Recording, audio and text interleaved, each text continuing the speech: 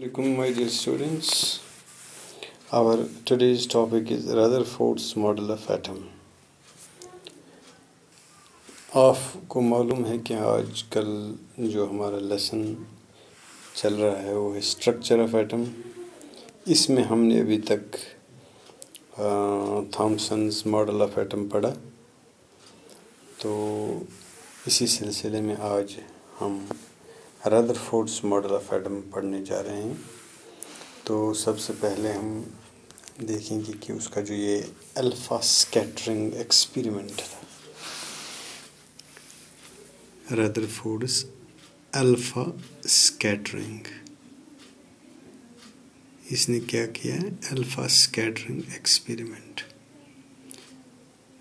आज मैं आपको एक हिस्सा इसका बता दूंगा कि इसने क्या किया. इसने एक गोल्ड फॉयल ले ली, थिन गोल्ड फॉयल. गोल्ड क्यों लिया? क्योंकि गोल्ड ही एक वाहिद मेटल है जो सबसे थिनेस्ट फॉर्म में हमें पॉसिबल हो सकती है. थिनेस्ट फॉर्म में, क्योंकि इसका जो सबसे मतलब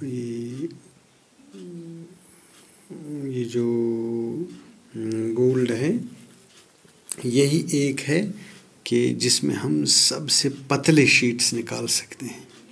तो इसने एक गोल्ड फॉयल ले ली. यूँ समझ लो आप, ये these are the gold atoms of the foil.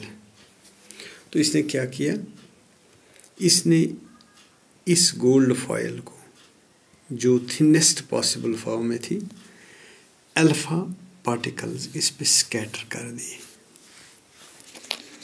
Alpha particles यानी हीलियम एटम्स जो हैं वो इस पे डाल दिए. यानी इसने क्या किया कि इसने इस गोल्ड फॉयल के ऊपर अल्फ़ा पार्टिकल्स डाल दिए. यिथ कन्नै एक्सरे करान छ इंसान सज बॉडी, तो पत्त एक्सरे तौर नेरान कि चाहे कलुक एक्सरे करवा, नर हुंद एक्सरे करवा, कम करो तो उसकी इमेज हमें निकलती है. बिल्कुल इथे पे त्रो इम अल्फ़ा पार्टिकल्स अथ गोल्ड फॉयल पे इम वुच इम मज कत हेकन इम थ्रू पास गसित तो कम हेकन पास गसित की.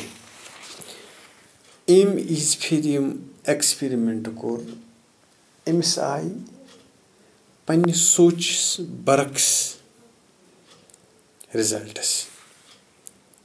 तो खैर रिजल्ट्स वनो उस पत अमिस क्या ओस, इम क्या core अखजत. Rutherford designed an experiment in which fast-moving alpha particles were made to fall on a thin gold foil. ये हैं अल्फ़ा पार्टिकल्स जो कि डाल दिए गए हैं एक एक करके इस थिन गोल्ड फॉयल. ये है थिन गोल्ड फॉयल. यानी थिन होने के बावजूद भी इसमें हज़ारों एटम्स होते हैं. इतने छोटे एटम होते हैं. ये एटम का स्ट्रक्चर इतना छोटा होता है, इतना इतनी पतली होने के बावजूद भी इसमें 1000 एटम से भी ज़्यादा थे एक स्टेक में. एक इस जब हम ये एटम के ऊपर एक एटम रखेंगे ऐसे, तो फिर भी ये 1000 के लगभग आता है. इतनी मोटी ये फिर भी होती हैं, यानी थिनेस्ट पॉसिबल फॉर्म. तो क्या किया इसने अल्फ़ा पार्टिकल्स इसके ऊपर स्कैटर किए. फिर इसने रिज़ल्ट इस साइड में देखा कि क्या हुआ. इसने एक स्क्रीन लगा रखा था, जो ये पार्टिकल इधर से डाल रहा था उसकी इमेज आके स्क्रीन पे देख रहा था. क्या हुआ इसको कि इसने देखा, इसने 2-3 किस्म के रिज़ल्ट्स इसको सामने आए इन अल्फ़ा पार्टिकल्स. इसने देखा कि मोस्ट ऑफ द अल्फ़ा, ये जो पार्टिकल्स थे, मोस्ट ऑफ द पार्टिकल्स जो हैं वो सीधे पास हो गए. Most of the particles passed straight, यानी कुछ नहीं हुआ। जैसे ये पार्टिकल ऐसे, नो डिफ्लेक्शन, कोई डिफ्लेक्शन नहीं, कोई डिफ्लेक्शन नहीं, कोई डिफ्लेक्शन नहीं, कोई डिफ्लेक्शन।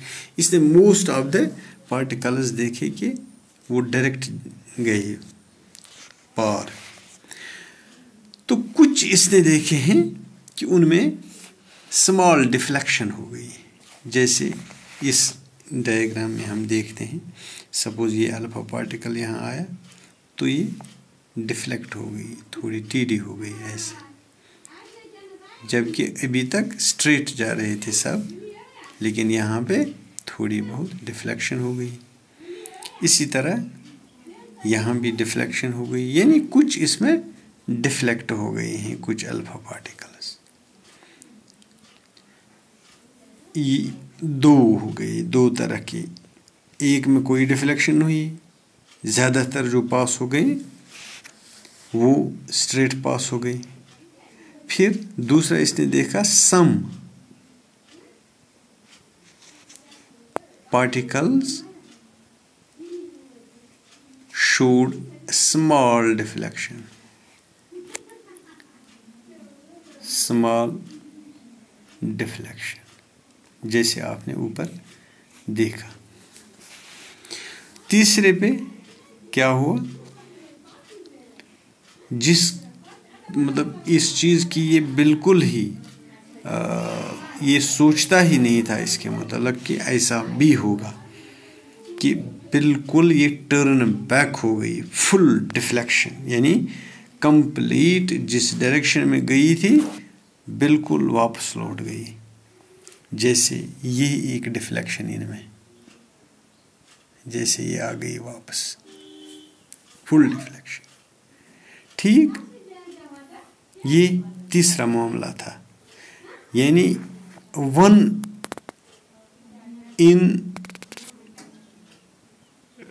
10,000 में ऐसा हुआ कि एक बिल्कुल डिफ्लेक्ट हो गई वापस, टर्नड बैक विदाउट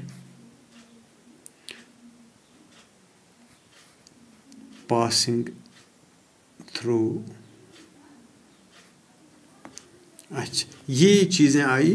अब इनसे क्या इन्फर हुआ है, इससे क्या समझ में आया है रदरफोर्ड को, ये अब हम कल पढ़ेंगे। आज इतना ये एक्सपेरिमेंट था, इससे हमने क्या अखज़ किया है ये कल हम देखते हैं। अस्सलाम वालेकुम।